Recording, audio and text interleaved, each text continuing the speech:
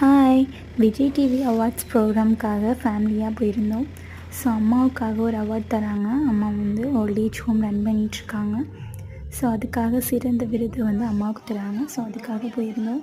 So already கொஞ்சம் late ஆகிட்டு, அதனால் வந்து ஷூட் வந்து கிளியராக எடுக்க முடியல, ரொம்ப இருட்டிட்டு. அண்ட் தென் அவார்ட் ப்ரோக்ராம் ஆரம்பிக்கிறதுக்கு முன்னாடி நிறைய ப்ரோக்ராம்ஸ் பண்ணியிருந்தாங்க.